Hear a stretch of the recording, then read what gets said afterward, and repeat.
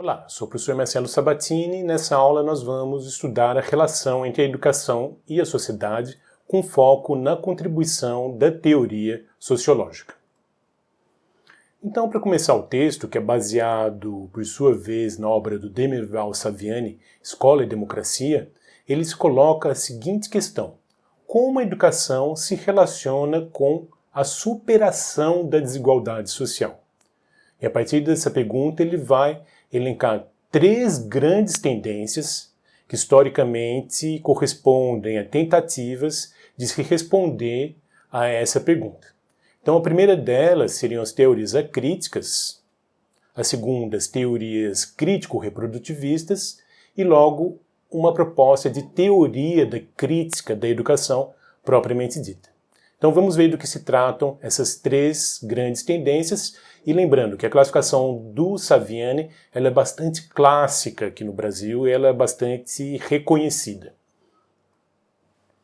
Então a primeira dessas tendências seria a educação liberal, que ele denomina teorias não críticas.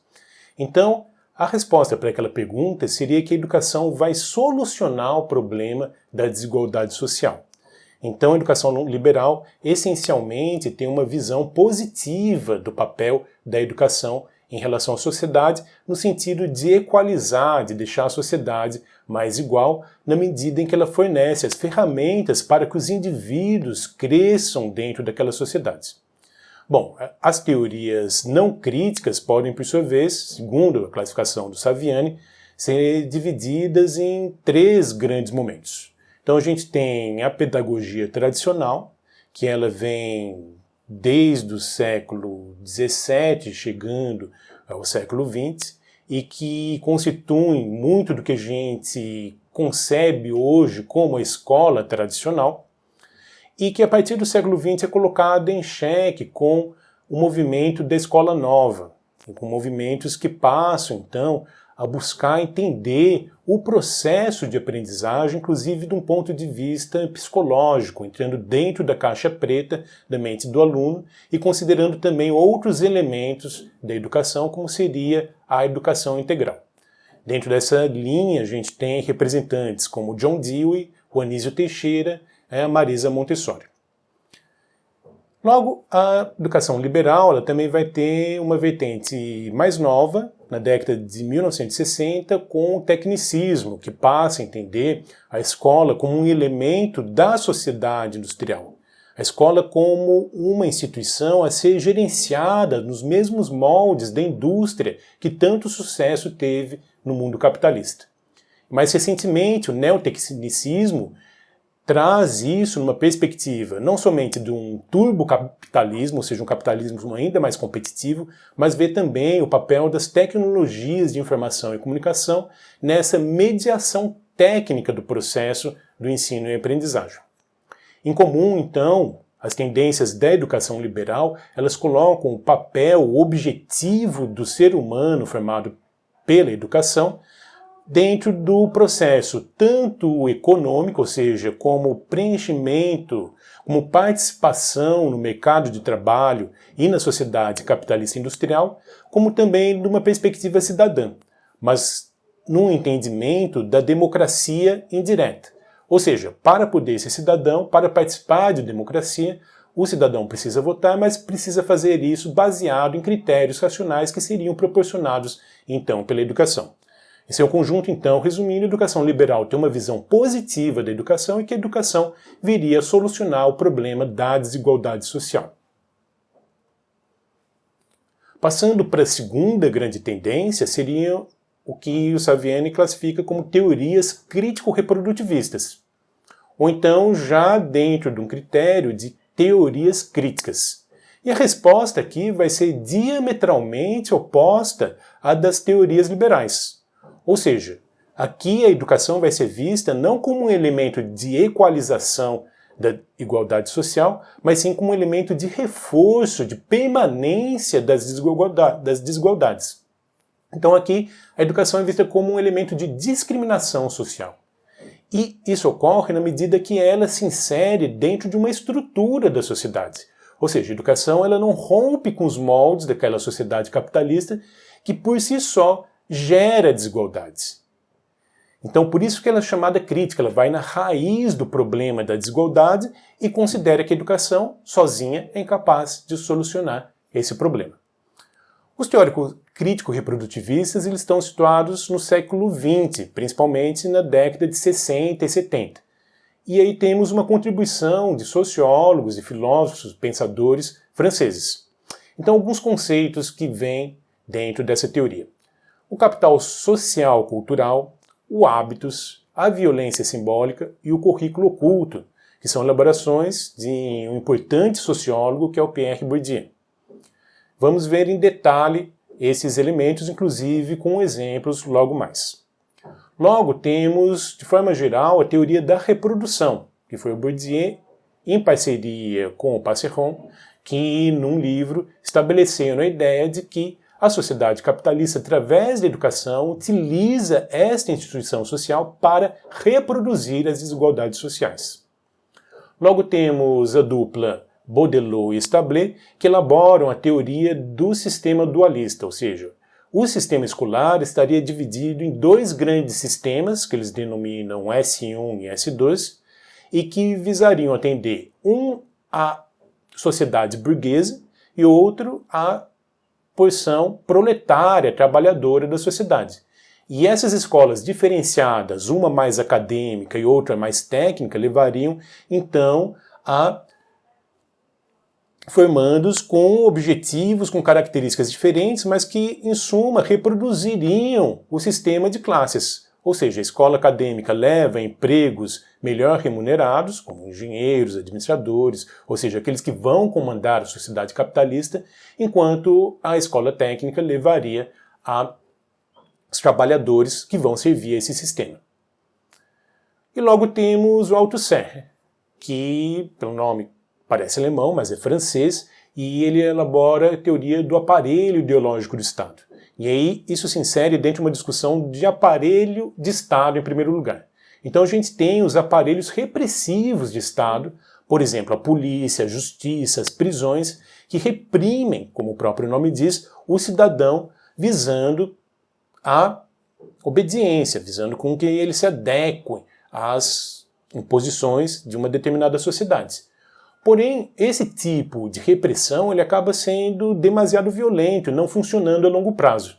Então o Estado ele gera também os seus aparelhos ideológicos que vão operar sobre as ideias, sobre as crenças dos indivíduos. E aí temos a igreja, os meios de comunicação, e aquela que Althusser denomina menina dos olhos dos aparelhos de Estado, que é a escola. Então, a escola, a sua função seria primordialmente formar os cidadãos dóceis que funcionam dentro dessa sociedade que o Estado preconiza. Bom, em característica, os crítico-reprodutivistas eles não possuem uma proposta pedagógica, eles não propõem uma solução para o problema da desigualdade a partir de uma escola que fosse mais igualitária, menos sujeita a essa reprodução. Não, pelo contrário, eles são bastante negativos, bastante pessimistas em relação ao poder da escola, ao ponto de negarem esse poder da educação em superar a desigualdade social. Porém, eles não dão uma alternativa. Bom, então detalhando os mecanismos de reprodução que o Bourdieu propõe em sua obra, a gente identifica aí o capital social-cultural, o hábitos, a violência simbólica e o currículo oculto. Bom, em seu conjunto temos aí citação os marginalizados socialmente porque não possuem força material, capital econômico, e marginalizados culturalmente porque não possuem força simbólica, ou seja, o capital cultural. Então, o capital social-cultural ele não é o capital econômico. Ele é o que uma determinada pessoa ou um determinado grupo possui de acesso à cultura, ao conhecimento e às relações sociais.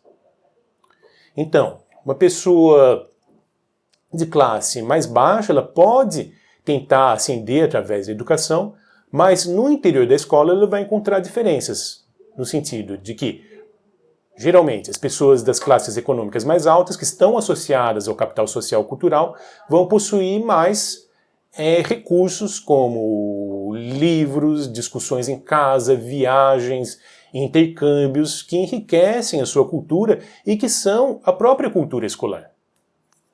O hábitos seria já algo mais entranhado, aquilo que está dentro, que envolve crenças, o que as pessoas acreditam firmemente, o que elas usam para se comunicar, para se comportar diante do grupo. E o hábito seria algo muito entranhado, muito difícil de mudar.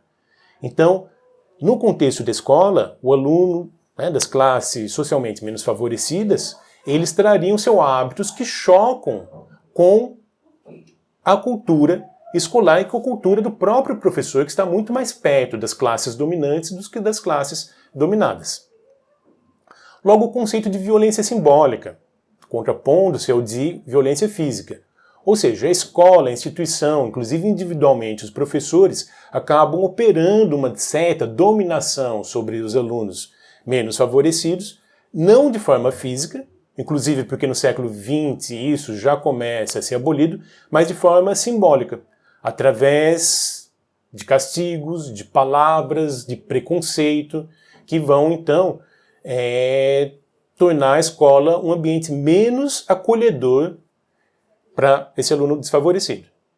E logo o currículo oculto, que seriam aqueles conhecimentos, aquelas normas, atitudes que não são passadas explicitamente, tacitamente pela escola. Pelo contrário, elas são absorvidas e passadas de geração a geração, e você pode ver isso, por exemplo, até mesmo na universidade, quando você tem pessoas que tiveram até avós que frequentaram o ensino superior, e você tem alunos que são os primeiros de sua geração a chegar a esse nível.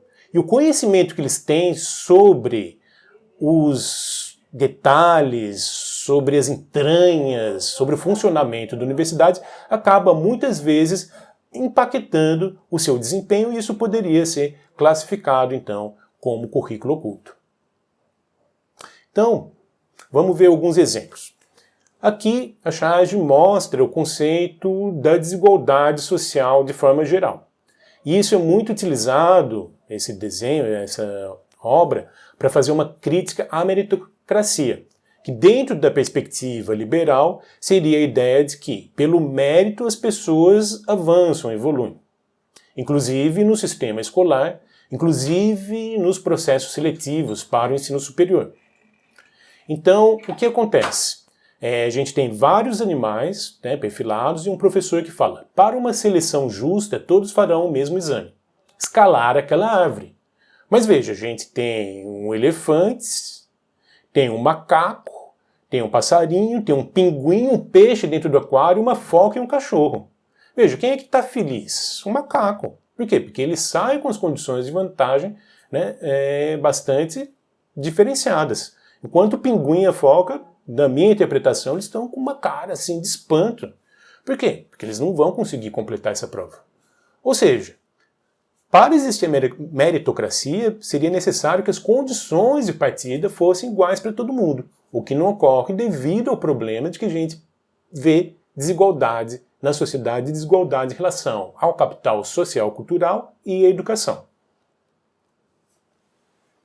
Ainda falando das desigualdades de forma geral e da reprodução, a gente tem esse cartoon que fala: a professora diz que a culpa é de minha mãe, que não me ajuda, mas minha mãe não sabe ler. Ou seja, dentro de uma família mais favorecida, que já possui acesso à educação, onde as pessoas são formadas nos mais diversos níveis de ensino, é esperado, é comum que os pais acompanhem os alunos. Já numa classe menos favorecida, veja, a mãe da criança é analfabeta, ela não pode realizar esse acompanhamento e isso acaba tendo repercussão sobre o desempenho escolar. E logo aí, um fotograma, uma cena de um curta-metragem de animação realizado no Ceará que se chama Vida Maria e que conta então a história de uma menina, num sertão, que ela quer aprender a ler, Mas e aí entra justamente o mecanismo de reprodução identificado por Bourdieu, e não vou falar mais para não dar spoiler, e fica recomendado que vocês, né, assistam o vídeo.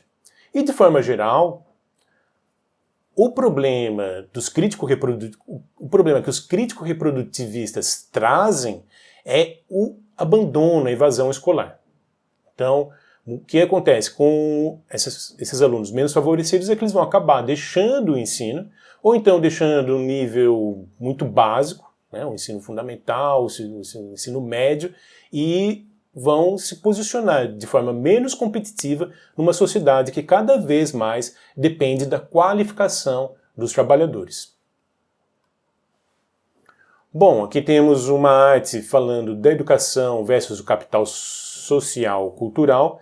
Então, do lado a gente vê uma pessoa que mora numa comunidade, num barraco, com um colchão, parede de madeira, de compensado, e não vemos nada que proporcione cultura e conhecimento, em contraste, então, com o quarto de uma pessoa, de um aluno de classe média, média alta, que tem computador, tem livro, tem enciclopédia, tem internet, faz viagens, tem contatos com os pais, com os amigos dos pais. Enfim, a vivência dele é muito mais rica, ele possui mais capital cultural.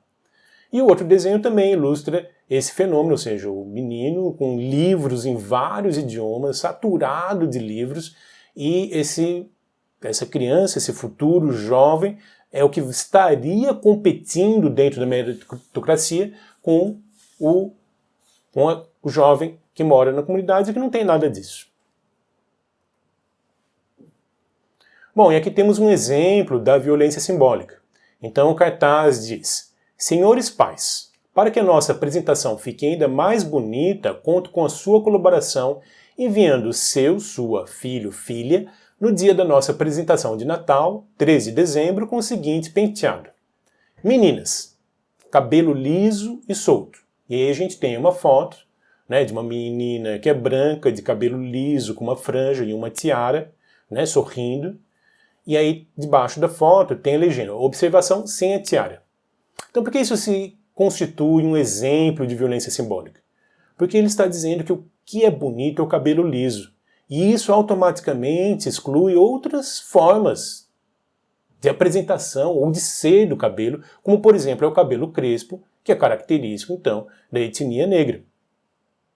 Outra coisa, tem uma violência simbólica também em relação ao gênero, porque somente faz uma recomendação de beleza, de estética para as meninas.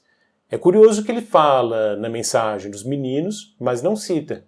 A orientação é somente para as alunas do sexo feminino, e isso já mostra como a sociedade impõe padrões de beleza, né, para o gênero feminino. Passando, então aqui é um pouco mais conceitual a charge, temos no primeiro quadro: o mundo está cheio de gênios, e tem ali um rapaz que está montando coisas, fazendo uma maquete, fazendo uma construção. Passa para o segundo quadro, que creem ser idiotas, e aí se coloca uma orelha de burro. E isso atualmente não existe de forma tão explícita, pode existir como uma violência simbólica mais sutil, mas a gente vê às vezes em desenho animado, em quadrinhos, que o pessoal colocava um chapéu de burro, colocava a criança no canto da sala de castigo por ela não conseguir atender uma determinada tarefa. Por quê? Porque sempre vão mal. E aí tem uma prova, e a gente sabe como as avaliações podem ser arbitrárias, como muitas vezes elas não correspondem a uma significância daquele conhecimento para a vida cotidiana do aluno, e que pode não atender aos interesses ou os estilos de aprendizagem desse menino que em outras áreas é um gênio. E chegamos ao quarto quadrinho, naquilo que os obrigam a ser bons. Ou seja, a escola, muitas vezes, a escola mais tradicional, a escola dessa vertente liberal, o que ela ensina o aluno é a ser aluno. Ou seja, você ir bem nas provas, ir bem nos exames, tirar nota boa, ser um aluno obediente, obedecer às regras, mas nesse processo ele acaba, né, a escola acaba ocultando a verdadeira identidade, a verdadeira genialidade que muitas pessoas podem ter. Aqui, tirado de um material didático de época, a gente vê então uma aula de ciências. A presença de alguma dessas substâncias pode ser demonstrada por simples prova de coloração que qualquer menino ou menina pode repetir. E aí tem lá o professor, uma pessoa mais velha, a gente acha que é o professor. Em primeiro lugar, vamos pingar umas gotas de tintura alcoólica de iodo, que é acastanhada, numa fatia de pão ou numa rodela de batata. Bom, o que acontece quando se faz isso? O amido reage e fica roxo. Mas enfim, só para contextualizar. Mas veja, lá no enunciado ele está falando de meninos e meninas, mas na figura eu não identifico nenhuma menina. Ou seja, mais ou menos o que se passa aí, não deixa de ser uma violência simbólica, é que a ciência é um assunto somente para o sexo masculino. Bom, chegando ao hábitos, temos aí a imagem de saiba como reconhecer uma periguete. Isso foi, se eu não me engano, publicado inclusive numa revista de circulação nacional. Por que eu coloco isso? Porque a gente tem trabalhos, né, sobre a questão de identidade e a questão da periguete na educação. E o que acontece? Isso muitas vezes é associado com pessoas, né, com meninas das classes menos favorecidas, que moram em comunidade, mas que elas adotam essa forma de ser, essa forma de identidade, essa forma de se representar. Só que isso entra em choque com a cultura escolar, entra em choque com a cultura tradicional dos empregos. Então, isso acaba sendo um choque, uma barreira para a formação dessas meninas, e é algo difícil de mudar, porque isso vem, como o conceito de hábitos coloca, de algo muito profundo das crenças, da forma de ser dessas meninas. Mas isso é só um exemplo, e o hábito poderia ser representado, ou melhor, exemplificado, inclusive, na questão linguística.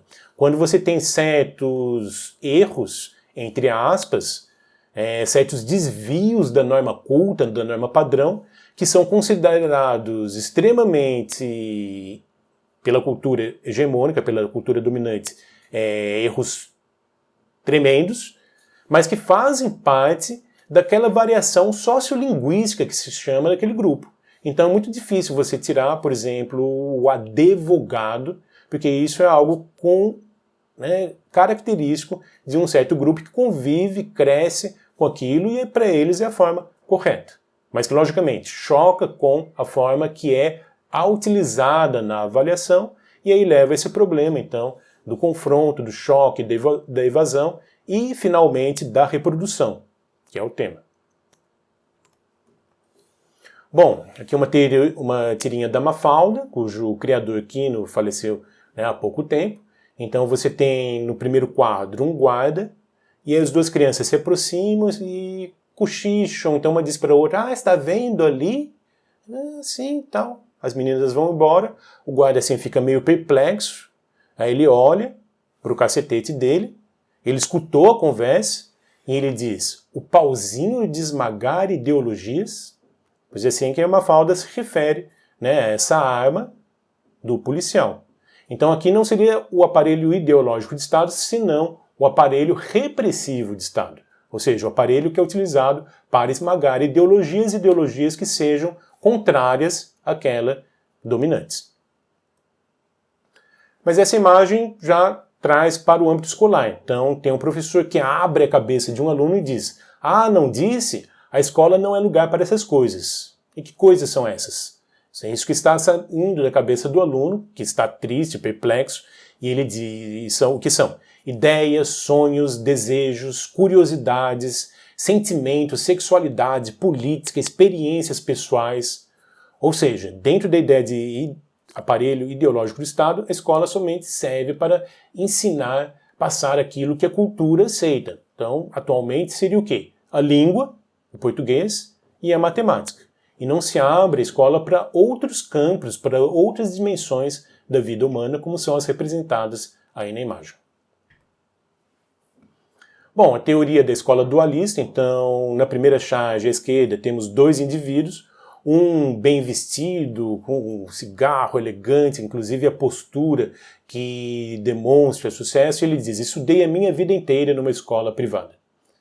E o outro que já tem a roupa bastante velha, rasgada, poída, sem sapato, uma postura de os ombros encurvados, como se fosse um perdedor. Ele diz assim, eu também, privada de recursos, privada de estrutura, privada de professores. Então, assim, trazendo a teoria da escola dualista, que foi realizada na França, com as características próprias, né, daquele país, naquele momento, para o Brasil, a gente poderia citar que a gente tem, então, poderia fazer essa extrapolação, dizer que a escola pública e a escola privada acabam constituindo dois sistemas, né, paralelos de escola que levam a destinos diferentes. E a mesma ideia da segunda charge, que está à direita, que você vê o aluno da escola particular, o símbolo que representa a ideia, que representa o conhecimento, a iluminação, que é a lâmpada, e do outro lado, e aí você já vê aí também uma caracterização de desigualdades em relação à etnia e raça, que o aluno é negro, que ele tem uma lâmpada, um candeeiro, aqueles que acendia a gás, representando a escola pública com poder de iluminação bem menor e ainda por cima está apagado. Então, algumas citações aí dos críticos reprodutivistas em seus originais. Tudo o que acontece na escola só pode ser explicado através do que ocorre fora dos muros escolares, Baudelot e Stabler. Isso é bem interessante, a gente vê frequentemente exemplos das notícias, da atualidade que mostram. A escola, ela não é estanque, ela representa aquilo que a sociedade faz no seu dia a dia. Então, dentro da escola a gente tem discriminação, a gente tem violência, a gente tem todo tipo de problema que se observa na sociedade de forma geral. Logo, a função mais escura e mais específica do sistema de ensino escolar consiste em esconder sua função objetiva, isto é, mascarar a verdade objetiva de sua relação com a estrutura de classes. Ou seja, o Bourdieu e Passeron aí estão dizendo que a escola, ela não somente faz a reprodução, mas ela esconde essa reprodução, ou seja, essa manutenção da desigualdade social e do sistema de classes, né, de distinção de classes. Por quê? Porque ela dá a ideia de que a educação, né, através da ideologia da escola liberal, resolveria esse problema. Ou seja, ela mascara, ela cria uma ilusão de superação, quando na verdade isso não ocorre. E que está muito ligada a essa citação, que é mais longa, do Althusser, e que é o pessimismo pedagógico em estado puro. Que ele diz, peço desculpa aos professores que, em condições terríveis, tentam se voltar contra a ideologia, contra o sistema e contra as práticas em que este os encerra, usando as armas que podem encontrar na história e no saber que ensinam. Em certa medida são heróis. Então ele está falando aí dos professores que são formados na universidade, que tomam consciência, um pouco, alguns deles, né, dessas dificuldades da educação, dessa falta de poder da educação em resolver o problema da desigualdade, mas eles são raros. E quantos? A maioria não tem sequer um vislumbre de dúvida contra o trabalho que o sistema, que os ultrapassa e os esmaga, os obriga a fazer. Pior, dedicam-se inteiramente, em toda a consciência, à realização desse trabalho. Então, aqueles professores que não se conscientizam desse papel de reprodução da igualdade, eles se dedicam fielmente à educação, sem saber que, na verdade, eles estão contribuindo para o problema da desigualdade social, e isso na perspectiva do Althusser, que criou, né, esse conceito do aparelho ideológico de Estado. Então vejam, em suma, os crítico-reprodutivistas, a tendência crítico-reprodutivista é negativa, no sentido de dar uma resposta de que a educação não é capaz de resolver o problema da desigualdade social e também de que não proporciona uma solução, não aponta caminhos para que isso ocorra. E aí o texto de Saviani vai terminar com uma seção um pouco mais curta, onde ele começa a delinear essa defesa por uma teoria crítica da educação. Então aqui, assim, ele não cita Paulo Freire ali, mas a gente poderia colocar, e vai ser o tema, né, de próximas aulas, e a gente tem então uma visão progressista da educação, e ele próprio coloca uma proposta que seria a crítica social dos conteúdos. Mas qual que é o grande dilema, qual seria o grande desafio aqui? Seria encontrar um meio termo entre a ideia da pedagogia liberal, de que a educação soluciona, e dos críticos reprodutivistas que viram que não, a escola não soluciona, que ela acaba tendo muitos elementos negativos. Então ele diz, retomar vigorosamente a luta contra a seletividade, a discriminação e o rebaixamento do ensino das camadas populares. Dar substância concreta a essa bandeira de luta de modo a evitar que ela seja apropriada e articulada com os interesses dominantes. Então esse desafio seria de formar uma escola que fosse crítica, que pudesse superar esse problema, trabalhar com as classes marginalizadas, com as classes excluídas, proporcionar ferramentas para que eles superassem, se fortalecessem diante da desigualdade social, mas reconhecendo e tentando superar esses problemas que a escola possui. Então, terminando essa aula, foi uma visão geral das contribuições sociológicas. Primeiro começamos com as 3 grandes tendências, segundo a classificação do Saviani, que seriam as teorias não críticas, as teorias crítico-reprodutivistas e finalizando com as teorias críticas da educação. Mas aqui o foco foi as teorias crítico-reprodutivistas porque elas vão dar essa contribuição sociológica, de entender como as sociedades e a educação elas interagem entre si, como elas se influenciam umas às outras. E principalmente entendendo que a sociedade e a escola colocam barreiras através desses conceitos que operam então a reprodução das classes sociais dentro da escola. Então é isso, obrigado.